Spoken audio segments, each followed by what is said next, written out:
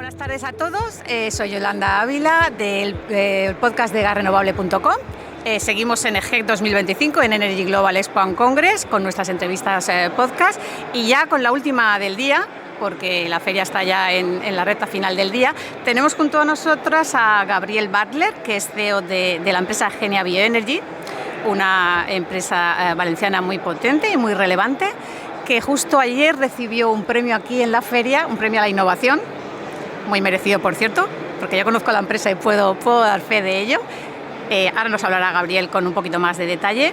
Y bueno, lo primero, darte las gracias, Gabriel, de que estés aquí con nosotros. Muchas gracias a vosotros por permitirnos este canal y poder darnos voz, que es súper importante, que podamos transmitir un poco qué es lo que hacemos en Genia y cómo desde Genia podemos ayudar a nuestra sociedad a tener un mundo mucho más sostenible, descarbonizado y competitivo. Muy bien, pues un placer mutuo.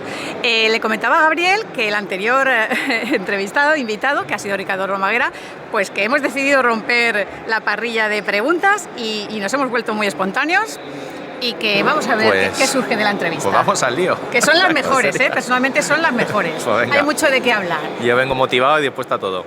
Sí, bueno, Gabriel acaba de venir de una mesa de debate muy interesante, como casi todas las que se han organizado en EGEC, y he tenido el placer de escucharle 10 minutos antes de venirme y bueno, tenéis que verlo en acción. No sé, lo habéis grabado, ¿no? Vale, pues posiblemente en redes sociales tengamos alguna oportunidad de escucharlo. Vamos a ver, Gabriel, cuéntale a la audiencia qué es Genia Bioenergy, qué tipo de empresa es, qué es lo que hacéis y qué papel juega en la cadena de valor del biometano. Bueno, pues Genia nace con una visión transformadora, una visión de ayudar a cambiar el mundo y ayudar a cambiar la forma en la cual las personas y las empresas entienden el uso y la gestión de la energía. Y eso lo hacemos también con lo que es la innovación, que forma parte también de nuestro ADN. Nos dedicamos a la economía circular y a la sostenibilidad ambiental. Y desde Genia Bioenergy somos el único operador integrado que hay en la cadena de valor de biometano. Es decir, por un lado somos tecnólogos, es decir, desarrollamos tecnologías e innovación que permiten dar soluciones a los retos que tenemos de tratamiento y valorización de residuos para transformarlos en recursos. Luego también somos ingeniería, desarrollamos proyectos, los diseñamos, los calculamos. Somos promotora, es decir, desarrollamos y tramitamos esos proyectos, pero también somos constructora. Y también lo que hacemos es invertir en nuestros propios proyectos. Es decir, integramos todo lo que es la cadena de valor necesaria para hacer posible este tipo de proyectos y lo hacemos desde Valencia, desde España, generando valor, generando riqueza y con un enfoque muy claro de aportar valor en el entorno. Es decir, la bioenergía solamente tiene sentido si aporta valor a todos los actores de la cadena. Es decir, al final nosotros, este tipo de infraestructuras que estamos desplegando se conectan en lo que son los territorios para mejorar la competitividad de los diferentes sectores, el sector ganadero y el sector de la agricultura y el sector también agroindustrial. Eso que has comentado de innovación, de que tenéis un departamento de I+D que es muy importante dentro de vuestro ADN, precisamente ayer os dieron un premio a la innovación. Háblanos de cómo trabajáis esa innovación y de qué proyectos tenéis en marcha en estos momentos y de alguno que por algún motivo pues, a ti te guste muchísimo y quisieras destacarlo pues, por alguna causa. A ver, la verdad es que, como te contaba antes, la innovación ha estado en el ADN de Genia desde su origen y luego también esto está traccionado pues, por los socios de Genia y su visión también transformadora de aportar soluciones innovadoras para poder innovar pues tienes que tener una parte de visionario, hay otra parte también de valentía, pero también hay una parte de inconsciencia, porque al final estás detrayendo recursos de la empresa para desarrollar nuevas soluciones a problemas que persisten en el tiempo y que es necesario afrontarlos desde otro ángulo.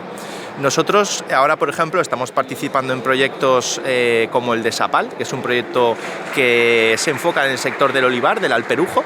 El alperujo es el residuo de la producción de las almazaras, que tiene que trabajar en orujeras mediante extracciones químicas, pero al final queda un residuo que se tiene que almacenar en balsas.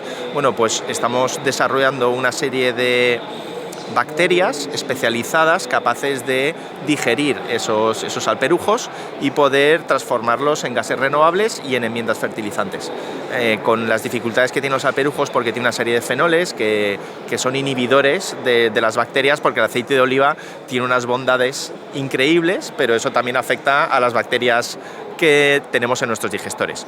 Otro de los proyectos, por ejemplo, que hemos desarrollado es el proyecto Cheers, que abarca el sector de las cerveceras, a la hora de poder desarrollar soluciones de valorización de todos los subproductos de la producción de la cerveza y cómo lo podemos transformar en recursos, desde la fabricación de proteínas para la alimentación animal hasta la producción de gases renovables, hasta la producción de subproductos que pueden ser útiles para la industria farmacéutica.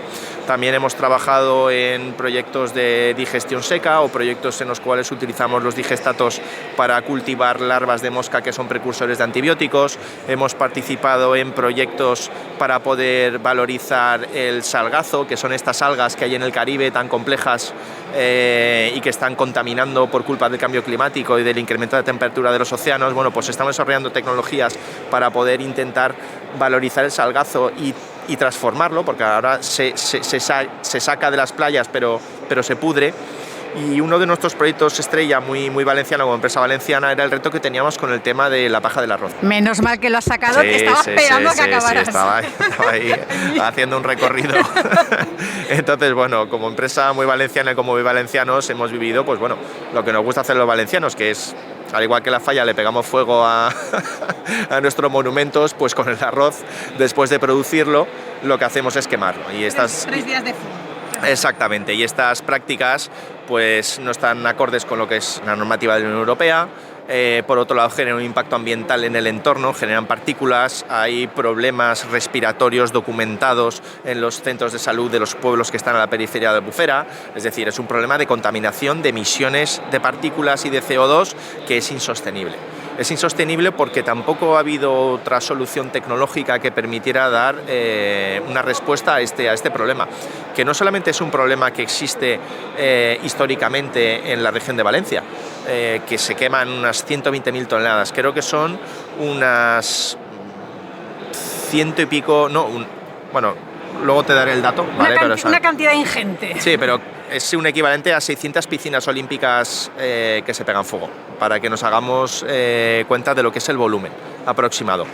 Y eso son las 120.000 toneladas que se queman, pero es que en el mundo se queman 400 millones de toneladas todos los años. Entonces estamos hablando de un problema global de emisiones que se producen en un montón de países y que gracias a esta tecnología podemos transformarlo en recursos. Esto además hemos conseguido patentarlo porque tiene una serie de innovaciones en los procesos físicos y químicos que hemos desarrollado, y ahora estamos desarrollando un primer proyecto a escala ya industrial para poder integrar esta tecnología y poder ayudar a este problema que tienen los arroceros valencianos con una solución que no lastre su competitividad, que esa es una de las claves de lo que es el proyecto. Es decir, tenemos que desarrollar proyectos que se basen en 3 pilares: que sea una herramienta de descarbonización y que mejore la competitividad de los arroceros, que esa es la clave, que no sea un lastre para ellos ni un coste económico, que por un lado dé una respuesta a las complejidades que tiene la propia paja del arroz, que se recoge en un tiempo muy limitado en cualquier condición climatológica, y luego en las complejidades de almacenarlo y guardarlo, porque es un residuo húmedo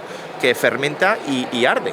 Entonces necesito secarlo, pero si lo seco gasto tantas cantidades de energía que lo hace totalmente inviable. Entonces tengo que poder conservar esa paja durante un año para luego, con el proceso que hemos desarrollado, poder estar tratándolo durante todo un año para ir descomponiéndola y transformándolo en recursos que son estos gases renovables como el biometano y enmiendas fertilizantes equiparables a lo que es el compost, que vuelven otra vez a lo que es la agricultura y que permiten pues fertilizar con una fertilización orgánica perfectamente trazable nuestros campos y nuestras huertas valencianas.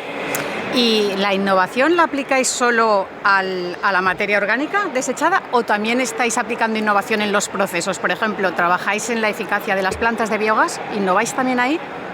Trabajamos desde lo que es el inicio de lo que son los sistemas de recogida, los sistemas de alimentación, evidentemente lo que son procesos biológicos para hacerlo mucho más eficiente, para garantizar la competitividad en largo plazo de lo que son las plantas, y luego en lo que es la salida de estos digestatos, que están conformados por diferentes materias primas. Es decir, al final cada planta de biometano se tiene que adaptar en el entorno donde tiene que aportar valor. Es decir, no son lo mismo las plantas que están en entornos que tienes entornos industriales, que tienen una serie de tecnologías e innovaciones, que otras plantas que están en entornos agrícolas o ganaderos, que tienen otra serie de procesos. Y luego lo que es la salida de digestatos tienen diferentes tratamientos según la normativa de residuos de cara a poder hacer una gestión según su clasificación. ¿Vale? Entonces, pues bueno, hay plantas que integramos sistemas de compostaje, hay otras plantas que integramos sistemas de secado, hay otras plantas que integramos otras tecnologías que hemos desarrollado, se llaman Bioorganic Materials, que es para el tratamiento de la fracción líquida. Es decir, por ejemplo, plantas que tratan grandes cantidades de residuos muy líquidos, como son los purines. Los purines tienes un 90 y tantos % que es líquido y una cantidad de materia seca que no llega al 10% en el mejor de los casos. Pues ¿qué pasa? Que tienes que gestionar cantidades ingentes de líquido con una cantidad de nitrógeno importante, de nitrógeno o amoniacal. Esa cantidad de digestato líquido lo tienes que procesar. Entonces hemos desarrollado una tecnología para poder aprovechar esa fracción líquida y poder obtener, por un lado, un agua depurada, por otro lado, un concentrado NK y luego, por otro lado, apatita, que es una materia prima que sirve para un montón de procesos. O sea que la innovación la aplicáis en toda la cadena, vamos, desde el comienzo, como has dicho, no solo en la materia orgánica, también en los procesos industriales. Sí, correcto, porque al final el objetivo de estas plantas es transformar los residuos en recursos, y para eso tienes que aplicar tecnologías, para que cada uno de los vectores que sale de la planta tenga un uso y una aplicación y no vaya nada a vertedero. Esa es la clave, y por eso adaptamos los procesos y las plantas incluso a los entornos agrícolas. Es decir, hay zonas donde tenemos muchísima ganadería, pero no hay tantos cultivos, o los cultivos son muy estacionales, pero yo estoy produciendo digestatos todo el año. Vale, entonces no los puedo aplicar y tengo una serie de restricciones a la hora de la aplicación. No es lo mismo a lo mejor en Almería, que tienes 3 o 4 cosechas al año, entonces estás fertilizando y aplicando enmiendas orgánicas constantemente en el campo. Entonces tenemos que adaptar las tecnologías de las plantas al entorno de la tipología de residuos que hay, y luego también a los entornos agrícolas que tenemos para hacer productos de valor dentro de ese entorno. Ten en cuenta que el factor logístico es clave. Es decir, tú no puedes estar transportando agua o transportando residuos porque es inviable técnica y económicamente. Entonces hacemos proyectos muy ad hoc que aporten valor en el entorno. Me estabas leyendo la mente, Gabriel, porque te quería preguntar, cuando has mencionado, por ejemplo, que trabajáis con los subproductos de la aceituna, entonces, por ejemplo, tendréis un nicho de mercado en Jaén, por decirte algo, donde hay tantos olivos. Bueno, de hecho, en prensa han salido ya noticias de que tenéis una fuerte presencia en Jaén, tenéis varios proyectos ahí. ¿En qué otras zonas de España, por ejemplo, Jaén, porque hay oliva, tenéis pensado instaurar una planta, por ejemplo? A ver, nosotros somos, es decir, desarrollamos proyectos donde tiene sentido hacerlos y donde podemos aportar valor en el entorno y donde hay un problema con esa gestión y tratamiento. Es decir, el objetivo es que si hay entornos en los cuales hay soluciones que ya aportan valor y son competitivas, no tiene ningún sentido. Donde tenemos que atacar es en el nicho de los entornos donde se genera una serie de problemas que tienen impacto sobre el suelo, que tienen impacto sobre el agua o que tienen impacto sobre el aire. Es decir, tenemos zonas vulnerables en España por la cantidad de nitrógeno que tienen los suelos, tenemos acuíferos que están contaminados, tenemos lagos que tienen agua que no se puede utilizar ni para hervir las pastas, no quiero decir pueblos, ¿vale? Porque al final tienen, luego por otro lado, una industria que es muy necesaria, es decir, los entornos rurales han vivido, viven y vivirán del sector primario, que es la agricultura y la ganadería.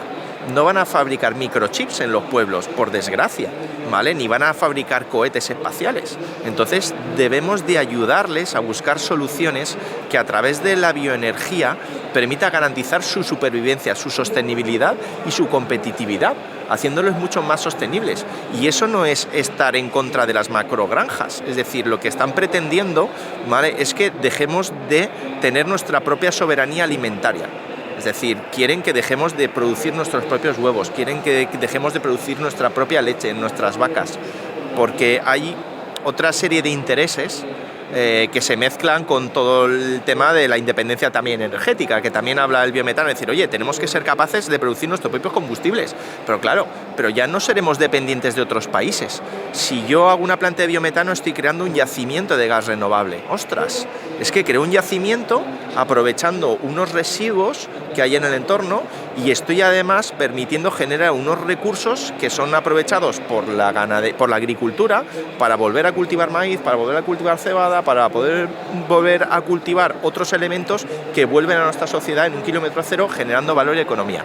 Mira, te voy a dar un dato. La EVA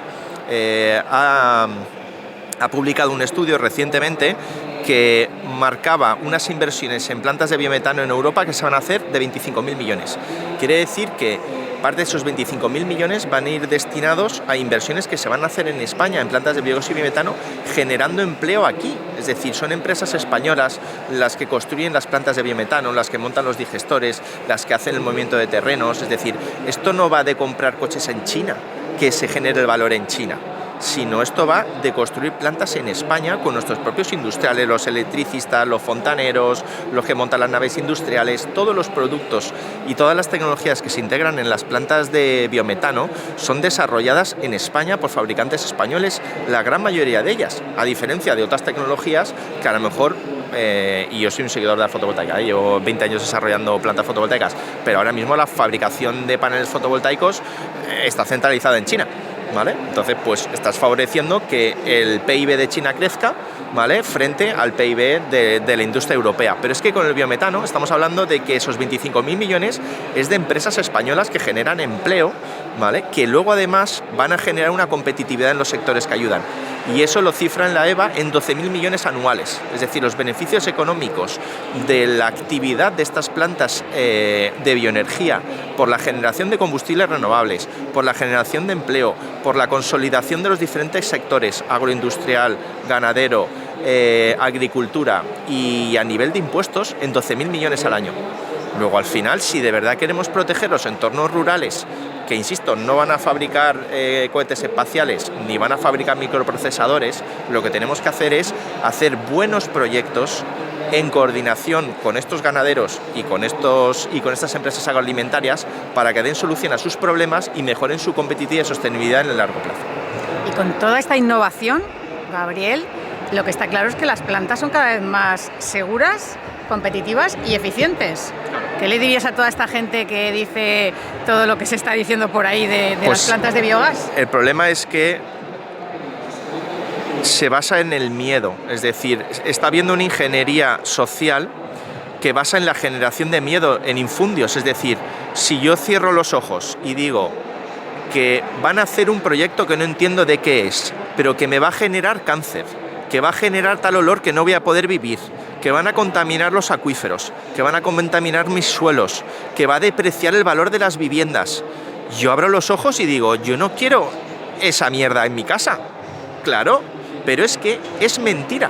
O sea, no se basa en ningún dato. Hay 20.000 plantas de biogás en Europa, 2.000 plantas en Italia, 1.800 en Francia. Cada semana se inauguran 2 plantas en Francia, ¿vale? Estas plantas tratan residuos no peligrosos. Los residuos ya están. Es decir, las industrias agroalimentarias que producen sopas, producen comida envasada, patatas fritas, que tienen almidones, todos esos lodos tienen que ser tratados y valorizados. No son lodos que llevan disolventes. No son radioactivos, como la nuclear. Exactamente, es decir, que es que la base de la tramitación ambiental de estos proyectos es que tratan residuos no peligrosos. Luego ya el primer argumento, que son residuos peligrosos, es falso. Son residuos orgánicos, no peligrosos, así los clasifica la administración española y europea, ¿vale? Y además es que las bacterias que están en los digestores que están cerrados necesitan alimentarse de aminoácidos, de proteínas, de lípidos, que es lo que llevan esas materias orgánicas, ¿vale? No llevan disolventes. Mis bacterias anaerobias se morirían si hubieran disolventes.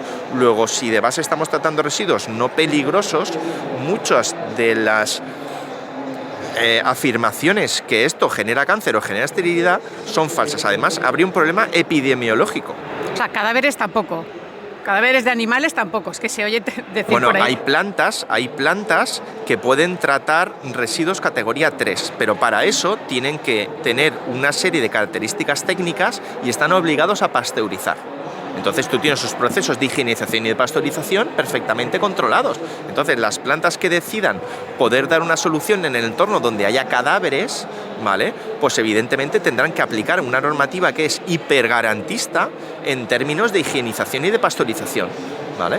Y los que utilicen residuos que sean en entornos que sean más agrícolas, pues tendrán que cumplir otra serie de normativas. Es decir, lo que es importante que entienda la sociedad es que tenemos uno de los procedimientos administrativos más garantistas que hay.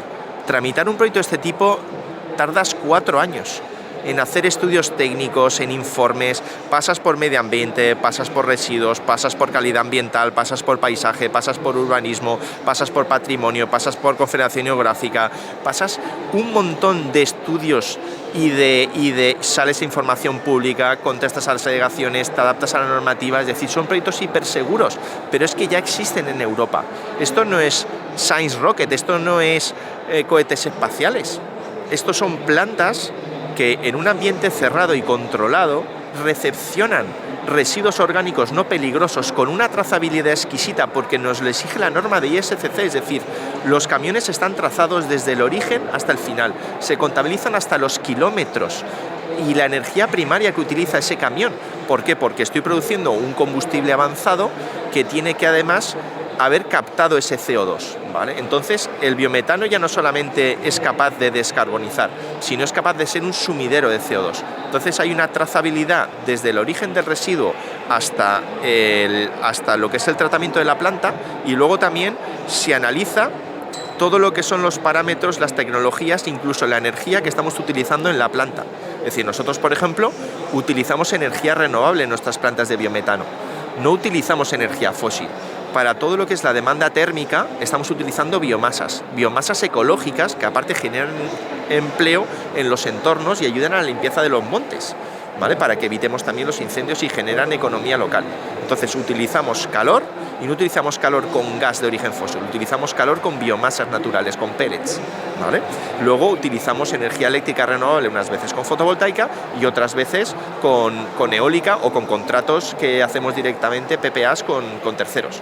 Todo lo que son los procesos están perfectamente controlados. Entonces, ¿qué pasa? Que muchas de las afirmaciones, o la gran mayoría de las afirmaciones, se basan en medio verdades, ¿vale? Es decir, es que se genera sulfídrico, correcto. El sulfídrico se genera dentro de lo que es el digestor, que está cerrado, y está cerrado porque mis bacterias son anaerobias. Y además hay un equipo que se llama un equipo de desulfuración, que lo que hace es limpiar ese sulfídrico. Luego no hay emanaciones de sulfídrico, no las puede haber, ¿vale? Y luego los procesos de fermentación y de descomposición orgánica se producen de forma natural, es decir, yo no estoy replicando en mis digestores nada que no suceda en el estómago de cualquiera de nosotros, es decir, yo genero sulfídrico y cualquier ciudadano genera sulfídrico cuando tiene gases, ¿vale? Por eso esa parte es lo que es la parte que tiene olor. Hablando de innovación, cuando estabas hablando de los olores, entrevisté hace poco a la empresa Calpech, que utiliza nanotecnología para mejorar el digestato, y uno de los efectos positivos que nos comentó es que elimina totalmente el olor del sulfídrico. Claro. Del sulfídrico, que es agua o podrido, ¿no? Sí, que lo elimina. Claro. Más innovación, o sea, la innovación es la clave de todo para que estas plantas cada vez sean, pues como te he dicho, más seguras, más eficientes, más competitivas. Claro, es que lo son. Es decir, que hay 20.000 plantas. Es decir, no es que esto sea algo nuevo que viene, es nuevo porque España siempre va a la cola de la innovación en Europa. En Dinamarca prácticamente el 100% del gas es de origen renovable. Es decir, ellos han podido transformar y ser independientes energéticamente porque gracias a la valorización de sus residuos generan sus propios combustibles renovables. Nosotros dependemos de Argelia, dependemos de Rusia, dependemos de países terceros.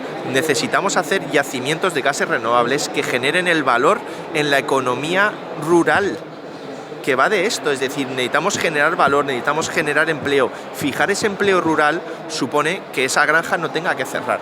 En Castilla y León, hablando con el consejero, hay más de 500 licencias de granjas que están pendientes simplemente por el hecho que no tienen una solución de tratamiento y valorización de lo que son los purines o los estiércoles.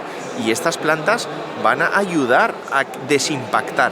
Y uno de los KPIs que estamos aplicando es, oye, en los entornos donde tenemos las plantas, estamos midiendo cuáles son las condiciones del suelo, cuáles son las condiciones de los acuíferos, cuáles son las partículas que hay de olores, y luego vamos a poder demostrar cómo estas plantas en el entorno donde se han ubicado han permitido reducir ese impacto.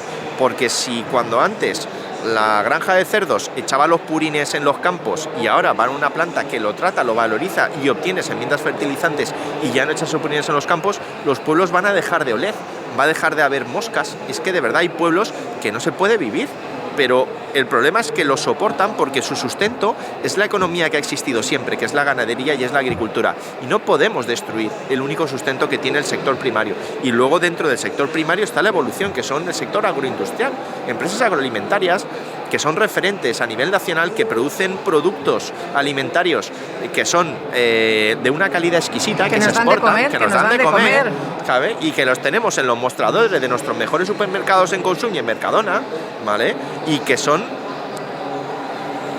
totalmente naturales y que necesitan que existan soluciones de tratamiento y valorización. Totalmente de acuerdo, Gabriel. Pues la última pregunta que les suelo hacer a nuestros invitados es ¿qué mensaje les gustaría transmitir a la población, a la ciudadanía, al público en general? Ya has transmitido bastante. Puedes responder, te doy la oportunidad de lanzar un mensaje al españolito de a pie, ¿vale? Al ciudadano de a pie.